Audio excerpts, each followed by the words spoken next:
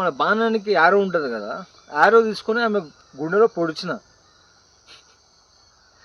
ఇది చాలా వైలెంట్గా వచ్చింది కళ. ఆ బాణం తీసుకుని ఆమె గుండెలో పొడిస్తే మొత్తం అన్ని పూలు రాలినాయి మా పైన. అంటే ఆ బాణం ప్రేమ బాణం అని ఉంటుంది, ఆమె గుండెలో గుచ్చినది. ఆమెకి ఏం కాలేదు, కాకపోతే పూలు రాలినాయి మా పైన. అదొక కళ కనిపించింది.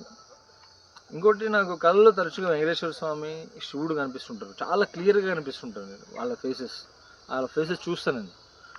శివుడు వైట్ అండ్ వైట్ ఉంటాడు కంప్లీట్. ఆయన నడుస్తుంటే ఈ తాడే ప్లేస్ నుంచి ఫ్లేమ్ లైట్ ముందర పడుతుంటుంది. తర్వాత లార్డ్ వెంకటేశ్వర స్వామి, ఆయన కూడా కనిపిస్తుంటాడు, ఆకాశం అంతా హైట్ కనిపిస్తుంటాడు ఆయన.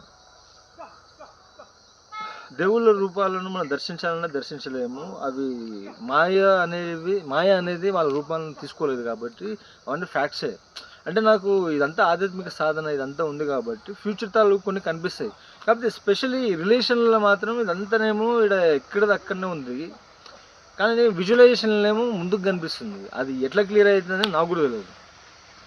కాకపోతే కళలు అనేవి 3 రకాలు రావడానికి ఛాన్సెస్ ఉంటుంది. కళలు వచ్చినాయి ఎవరికి చెప్పొద్దు అంటారు, కాకపోతే నాకు ప్రేరణ కలిగింది ఇంటర్నల్గా చెప్పాలి, షేర్ చేసుకోవాలని. దీని వెనక కూడా ఒక సైన్స్ ఉంది కాబట్టి ఫ్యూచర్ అనేది ప్రజెంట్ నుంచే కనెక్ట్ అయి ఉంటుంది. యాక్చువల్లీ పాస్ట్ నుంచి ప్రజెంట్ నుంచి ఫ్యూచర్ కనెక్ట్ అయి ఉంటుంది, ఇంటర్ కనెక్ట్. కాబట్టి ఇట్లా జరగడానికి ఛాన్స్ ఉంటుంది. అది మనం చూసుకుంటే ఇంకొంచెం బెటర్గా హ్యాండిల్ చేయగలుగుతాం అనేది చెప్పడంలో ఉద్దేశం.